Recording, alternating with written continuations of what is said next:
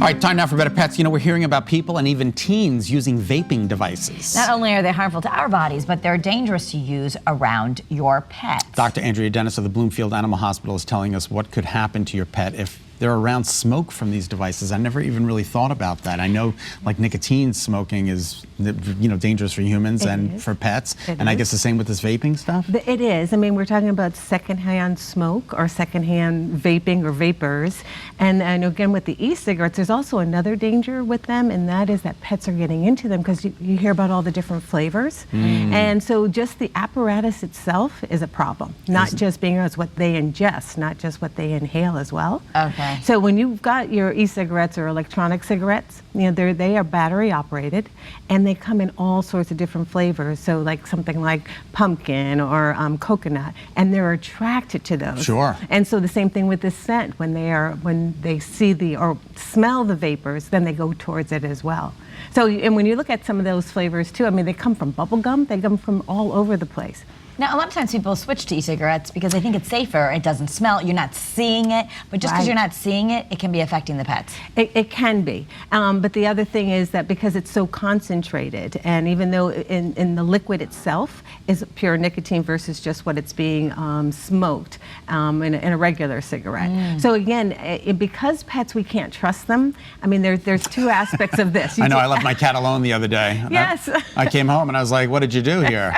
Exactly. And they will get into anything. So even though we have the inhalation aspect of it, I cannot tell you how many that we're seeing where they're actually ingesting the cartridges. You don't, either one of you don't use them. No, I don't. Yeah, and I don't either, but you know, you have these cartridges that are just filled with this nicotine. And then, so the pets are, when they get attracted to it, that's what they saw. And then nicotine toxicity is what we're worried about. And what, the battery is of concern as well? Yes, because it's alkaline, so it can burn their mouth, and it can be problematic that way. I mean, they're not going to die from it because the batteries are on the small side, but because it can be very much an irritant.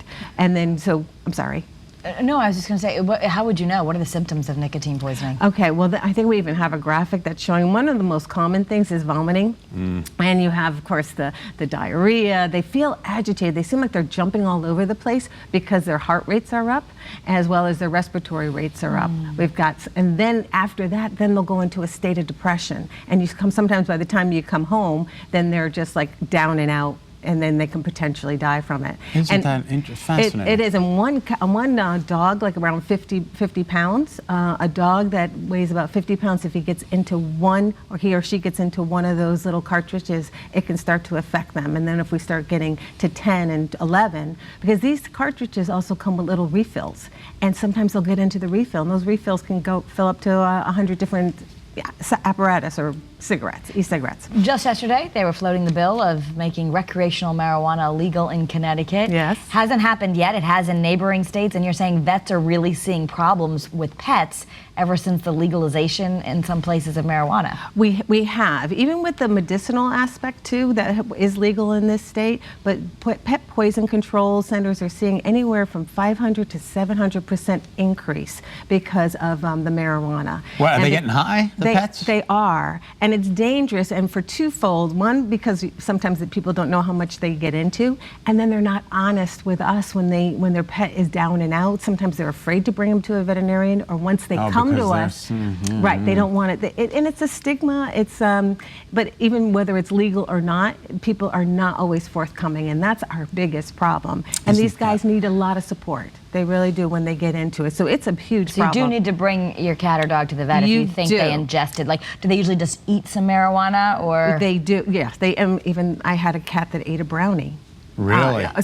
You know, yes. But this owner was very, very honest and let me know. I mean, he came in with the pupils dilated and, you know, a little bit ataxic and glazed-eyed. I mean, you see some of the same symptoms. I know it's not pretty. They get the way humans get. Pretty much. Again, but they then forget to drink. Sometimes they'll even forget to eat. So that's why they sometimes need to be in the hospital for 2 or 3 days, because there's no antitoxin. So again, avoidance, which is what we usually talk about when we're here, is how to avoid these things and to be aware that these things are around. And we'll see. St. Patrick's Day woes out there for pets? The typical alcohol. They'll drink the beer and people think it's funny. Yeah, a little green funny. bear, let's put it in front of them. Right. Also, very similar to some of the same symptoms when they get alcohol toxicity, and that's why be honest when you know your pet's wrong and not doing right and not acting right when you go to the emergency hospital. Let the veterinarian know. Right. And then also shamrocks too. We know that shamrocks have a oxalate in there that can be also very poisonous to them as well. Interesting. Yeah, we got to get a little St. Patrick's Day info in there. Yeah, too. that's really Thanks for great. And well, doing thank you. that. Oh, thanks for being here. We appreciate it. Sure, my All right. pleasure. As a reminder, Dr. Dennis is the owner of the Bloomfield Animal Hospital on Old Windsor Road in Bloomfield. You can check it out online at bloomfieldanimalhospitalct.com. All right, on alternating Saturday afternoons from 2 to 3, she's taking listener questions during Pet Talk on WTIC 1080 radio, so tune in if you can. Thanks, Dr. Dennis. Thanks, Doc. you. Always a pleasure. Not 2, not 3, but 4 new movies hitting the big screen this weekend. We're going to talk about them and some fun events happening this St. Patrick's Day weekend right after the break.